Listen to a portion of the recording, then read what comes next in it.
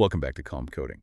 So if you're tuning in, you probably saw the headlines this week and felt that familiar spike of adrenaline. The tech world is noisy, it's fast, and usually it's screaming that the sky is falling. Our job here isn't to add to that noise. It's to, hit pause, take a breath, and look at what's actually happening. We're trying to cut through the static to get to the signal. It's good to be back. And usually we think of code and the real world as, well, two separate things, right? You've got your software over here and your physical reality over there. But looking at the research for this week, that line is it's collapsing. The theme that's really emerging is this blurring between digital instructions and physical objects. Things you can touch, like a road sign, are colliding with the code that runs everything. Yeah, it feels a little less like cybersecurity and a little more like wizardry this week. We've got self-driving cars getting hypnotized by cardboard. We've got hackers moving faster than an IT team can even brew a cup of coffee. Right. And a big geopolitical fight over VPNs. It's a real mix of the futuristic and the very, very immediate. We're going to break down how these vision language models are changing the attack surface of a car. We'll look at the effective death of the traditional patching schedule. And we have to talk about France and this whole debate over banning VPNs. And we'll finish up with a tool that actually uses AI to help us for a change. So the mission is clear. We want to understand the architectural shifts underneath these stories. Let's start with the cars.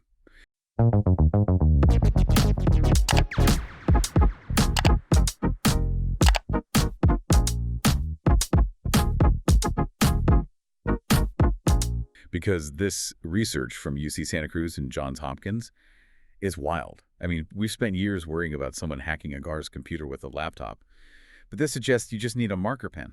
That's pretty much the gist of it, yeah. It's a type of vulnerability called indirect prompt injection. And to get why this works, you have to look at the brain of a modern autonomous vehicle. They're not just using radar or LiDAR anymore.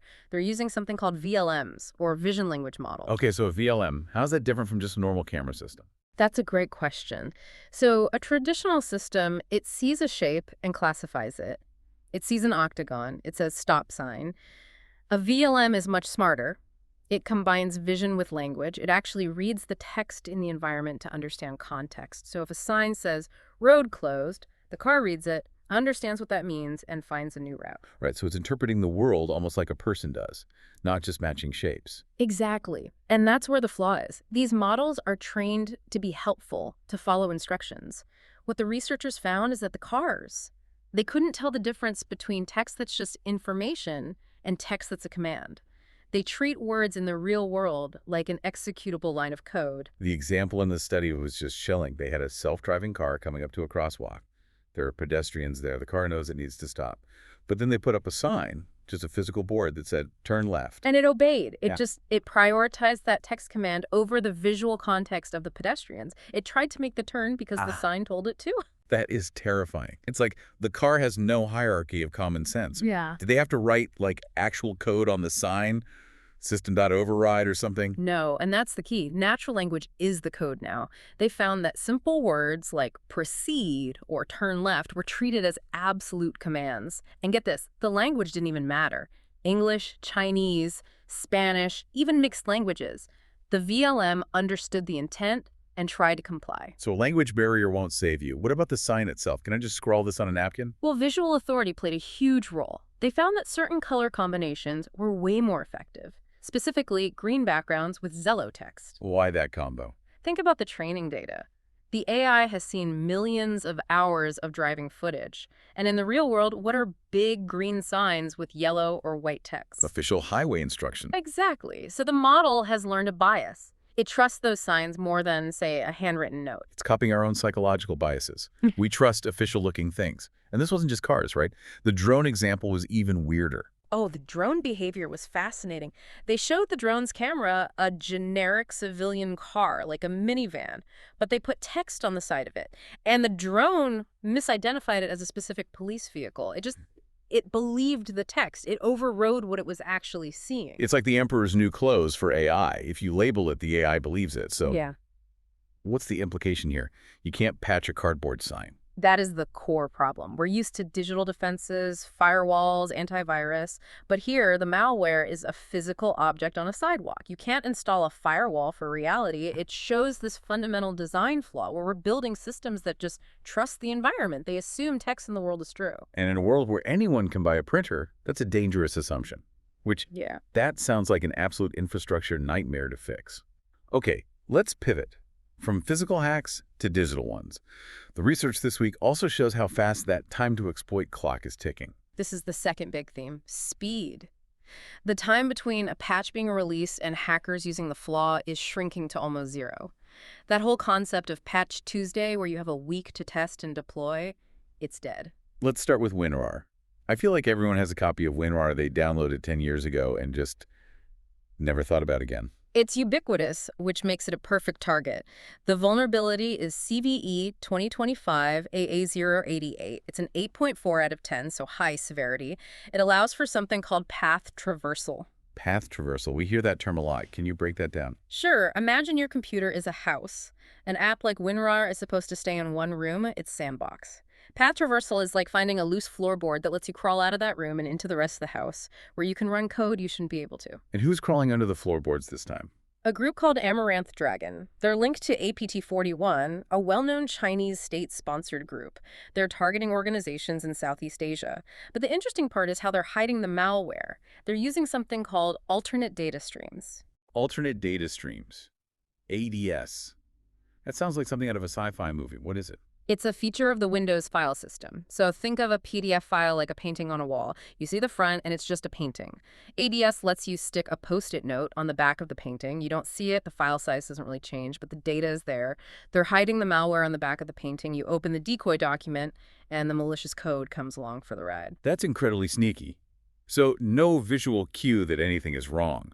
But while WinRAR is bad, the Microsoft Office story this week feels more urgent just because of the scale of Office 365. Yes, and because of the speed. Microsoft pushed an emergency patch on January 26 for CVE 2026-21509. An emergency patch is rare.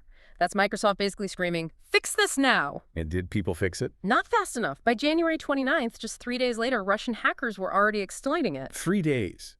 That's barely enough time for an automatic update to run, let alone for a big company to test and deploy it. Precisely.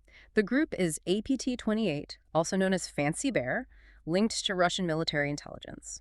They use this flaw to bypass local security features, targeting Ukrainian government agencies with really convincing phishing emails. So the takeaway here isn't just update your software. The takeaway is that the window of vulnerability is effectively zero. If you're running Office 2016, 2019, or those LTSC versions, you are in the danger zone. When a patch drops, it's not a maintenance notification. It's the starting gun for a race between you and state-sponsored actors. And they're sprinting while most of us are still tying our shoes. Mm. Okay, moving from technical battles to legislative ones. There's a storm brewing in France over a technology most of our listeners probably use. VPNs. Yeah, this is a classic case of a technical solution crashing right into a social problem. The story starts with child safety. Right. France passed a bill to ban social media for kids under 15. The goal seems noble, verify ages, keep kids safe. But if you lock the front door, teenagers are just going to climb through the window. And the window in this case is a VPN, a virtual private network. Tech-savvy kids know a VPN can make it look like they're browsing from another country, which gets them right around those age blocks. And the French government has caught on. The Minister Delegate for Digital Affairs, Anne Lehanif, was very blunt. She said the social media ban is just the first step and that VPNs are next on my list. Yeah, and that's the statement that lit the fire. Because a VPN isn't just a tool to sneak onto TikTok. It's a fundamental piece of internet security. Privacy advocates are really pumping the brakes hard on this. I mean, I use one every time I'm on public Wi-Fi. It's basic security. Exactly. And the backlash has been huge. You have writers comparing it to authoritarian censorship. The CEO of Proton VPN warning it violates fundamental European rights. But the real question is, can you even do this? Can you ban VPNs for kids without just banning them for everyone? That's the friction, isn't it? A VPN is just an encrypted tunnel. How do you tell the difference between a kid's packet of data and an adult's packet? You really can't. To block VPNs for kids, you generally have to block the protocols that VPNs use. But if you block the protocol, you block it for the business traveler, the journalist, everyone. Or you force the app stores to remove all the VPN apps. Which is the same problem. You remove them for adults, too. Or you require ID to download one, which completely destroys the point of having a privacy tool in the first place. It's a sledgehammer to crack a nut. But this isn't just France, is it? No, it's a global trend. The UK is reviewing VPNs. Michigan, in the U.S., proposed a bill to ban not just the use, but the promotion of VPNs. Banning the promotion, wow. Yeah, it shows how much lawmakers want to control this. But the technical reality is that you can't easily legislate safety into the network architecture without breaking the privacy architecture. It's a zero-sum game. That's a heavy trade-off, and one I don't see being resolved anytime soon. Okay, we've covered a lot of anxiety-inducing topics today. I think we need a win. I agree. Let's look at how the good guys are using AI to fight back. We're always talking about scammers using AI to write perfect phishing emails. But Malwarebytes is flipping the script. They've teamed up with OpenAI. This is a really practical tool. They've basically plugged Malwarebytes threat intelligence directly into ChatGPT. So how did that work for me, the average user? Well, if you have access to the ChatGPT store, you can use the Malwarebytes custom GPT. You just type, Malwarebytes, is this a scam? And then you paste in the weird text message, the email, the URL, whatever it is. That's useful, because you get those texts. Your package can't be delivered, and they look mostly real. Your brain says maybe, but your gut says no. Exactly. And here's the key difference. If you ask regular ChatGPT, it analyzes the grammar and the tone. It's guessing. This tool checks the URL or the phone number against Malwarebytes' massive real-time database of known malicious sites. It's checking facts, not just vibes. That's a huge distinction. It's like democratizing threat intelligence. You don't need a whole security team. You just need a chatbot. And we need it. The Global State of Scams report estimated something like $442 billion was stolen last year. $442 billion. That's the GDP of a country. It's an industry. And if they're automating their attacks with AI, we have to automate our defense. Well, that is a slightly more hopeful note to end on. We have covered some serious ground. Let's recap the big takeaways. First, the physical world is now an attack surface. A cardboard sign is a hacking tool. Second, the window to patch is gone. Assume state actors are using major flaws within 72 hours. Update immediately. And third, the legislative eye is turning toward VPNs. The desire to protect children is colliding with the technical reality of internet privacy. It leaves us with a lot to chew on. I know you usually have a parting thought for us, something to keep us up at night. I do.